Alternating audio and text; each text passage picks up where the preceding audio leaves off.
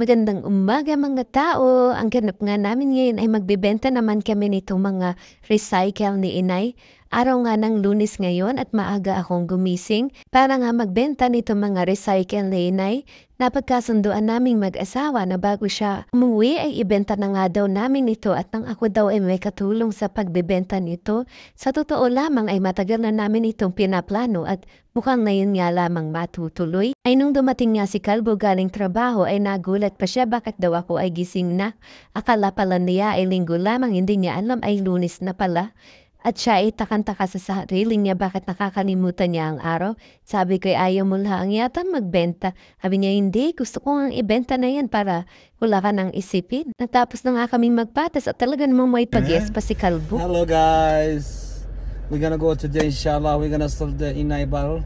In Battle Depot. It's been almost 1 Depot. month waiting for that. See you See guys you after. guys.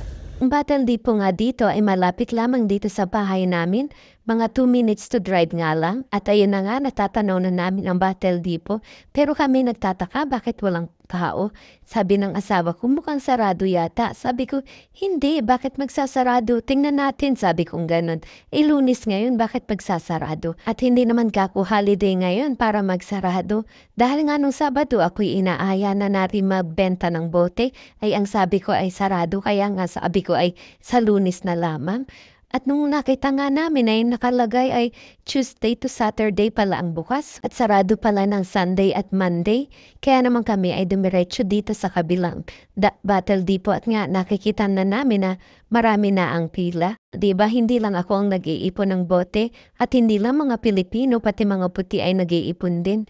Ito ina-unload na ni Kalbo itong mga recycle. Ay, sabi ko nga sa kanya diyan ay aking siyang tutulungan. Ang sabi sa akin ay wag na nga daw at siya na nga daw ang bahala. At ako daw ay videohan na lamang siya. O diba, feeling artista ang aking asawa. At ayan na nga, nai-unload na namin lahat ng naan dito. Ang sabi ko, kukuha kaya ako ng cart doon para mamaya ay madali na lamang nating maitula. Ay siya naman ay nag-agree. Kaya naman ako'y daling kumuha ng cart. Ang nakuha ko pa ng cart ay ang no frills na cart. Ito nga, nilalagay na ni Kalbo yung mga recycle ulit, o diba? Teamwork lang. Nang maisaayos na nga namin ang lahat ay tinanong ako ni Kalbo kung gusto ko raw magkape. Sabi ko'y oo, kaya kinuha niya ang kape ko. At nang tinitikman ko nga ang kape ko, sabi ko bakit ang pait?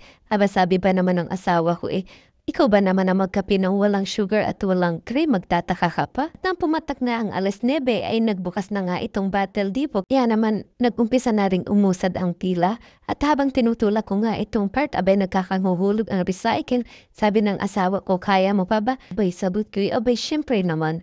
Ako pa ba? At nandito na nga kami sa loob at ang sabi ko ay ako na ang maglalagay nitong mga bote at baka si Inay ay may mga napulot na may alak ay ayaw niya makahawak ng alak.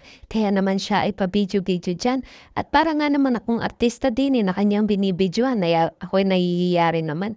At kung mapapansin ninyo ang loob ng Battle Depot ay talaga namang napaka-organized at napakalinis at kahit nga ang mga bote dito ay halo-halo ang amoy ay hindi mo maaamoy dahil sa sobrang kalinisan. At habang nagbibideo pa lang asawa ko dito ay siya pala ay nagsasalita dyan pero binoise over ko na lamang at mas malakas pa ang mga lata kaysa sa boses niya. Abay ang sabi ba naman diyan ay ako nagbebenta ng bote para magkaroon ako ng million dollar at nang ma-send ko daw sa aking brother and sister. Sa totoo lang naman ay hindi naman namin ari bote at ari naman ay bote ni Inay. Tinutulungan lang namin siya magbenta. Tuwing Miyerkules kasi sa lugar namin ay kuha na ng basura at ng mga recycle. Kaya naman, Miyerkules pa lang ng umaga ay gumigising talaga siya ng maaga para mangolekta nitong mga recycle. Kaya naman napapagalitan ko siya dahil nga minsan ay kawinteran ay lalabas talaga. Ay naging addict na sa pangungmuhan ng recycle. Ay nung una ay hinahayaan ko at doon lang kami dati sa apartment. Abang ngayon ay malayo-layo na kami at malayo-layo na rin ang nararating niya. Abay sabi ko pag ikay nadulas din ay talagang hindi mapigilan Kaya hinahayaan ko na lamang ay di anong panggagawin ko ay di suportahan na nga lamang ay di kapag siya ay marami ng naipon ay di yun nga ako ang magbebenta. Sinusuportahan ko na lang ay ang sabi ko naman sa kanya ay yung pinagbebentahan ay iyon ang gamitin sa iyong pansarili, ay kung ikaw ay may gusto, ay dibilihin mo na nga. O tingnan nyo naman, o di ba ka? At ako naman ay naging din i-collector ng mga recycle. Nung kami nga ay bago-bago pa lamang na rin ni Salim, ay kami ay ako ay nagtatrabaho sa isang hotel. At tuwing uuwi nga ako ay lagi akong may dalang garbage bag na punong-puno ng mga recycle. Abay ako nga ay pinagtatawanan ng ating isang kaibigan at ako daw ay mukhang homeless. Sinasabihan ako na huwag naman daw ganun at ako daw ay mukhang homeless. Ay hindi ako nakikinig. Ay ginagawa ko pa rin kung anong gusto ko. Ay bakit hindi? Ay ang mga recycle na yan ay nakakatulong sa aking magulang at sa aking mga kapatid.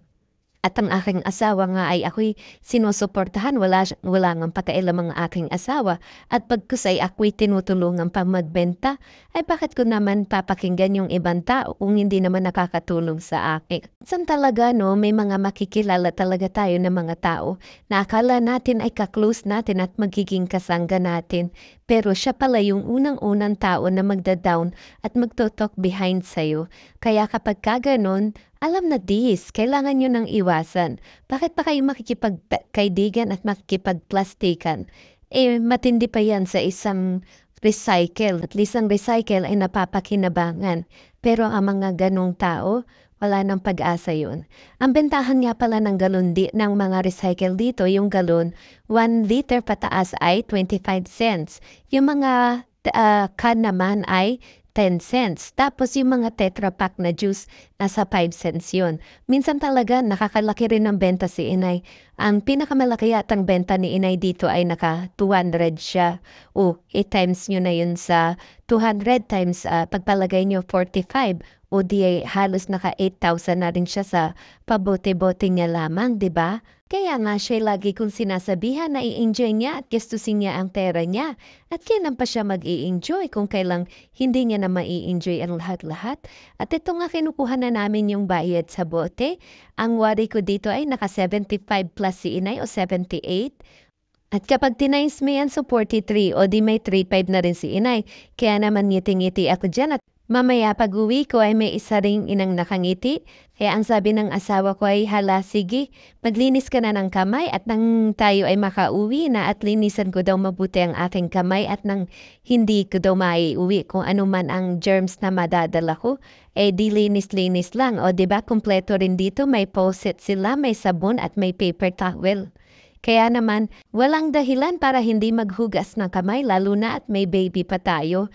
Eto nga nakauwi na kami at iniabot ko na kay Mudra ang kanyang pinagkakitaan ay ang sabi niya maraming salamat sa kanyang hanap buhay at ngayon ay kinukwenta niya na yung pera niya. Nakamagkano kaya? 60, 75 at ang sabi pa nga niya sa akin dito ay ibibigay na nga lamang daw niya ito kay Kalbo at nang may maiuwi siya sa kanyang pag-uwi at maipasalubong niya sa kanyang ina. Ganyan nga kamahal si Kalbo. Bye-bye!